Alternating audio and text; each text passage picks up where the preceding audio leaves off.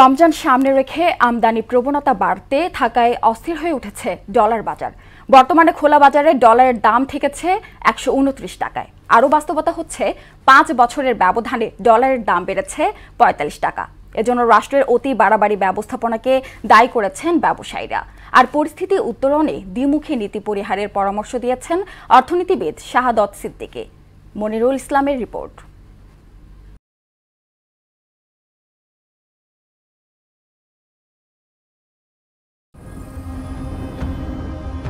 রমজান সামনে রেখে বাড়ছে আমদানির পরিমাণ। এছাড়া ঊর্ধ্বমুখী বকেয়া এলসি পরিশোধের হার বাড়ছে, বিদেশ ভ্রমণ সঙ্গে আছে হুন্ডির দৌরাত্ম্য। কিন্তু চাহিদার বিপরীতে ডলারের যোগান তেমন নেই।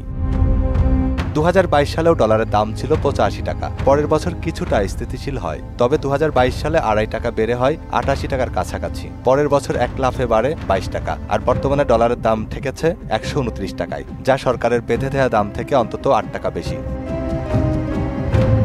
সংশ্লিষ্টরা বলছেন, মূল্যস্ফীতির চাপে ডলারের বিনিময় হার বেড়ে যাওয়া মানে মরার উপর খাড়ার ঘা। ডলার ক্রাইসিসের মূল কারণ করাপশন, এটা আমরা সবাই জানি।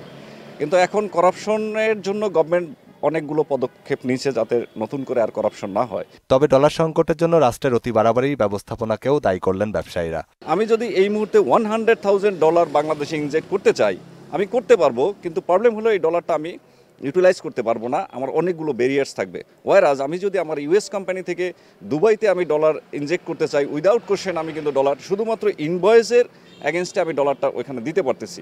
অর্থনীতিবিদ শাহাদত সিদ্দিকী বলেন, ডলার সংকট নিরসনে সরকারের পলিসিতে পরিবর্তন দরকার। দ্বিমুখী নীতির কারণে পরিস্থিতি আরো জটিল হচ্ছে।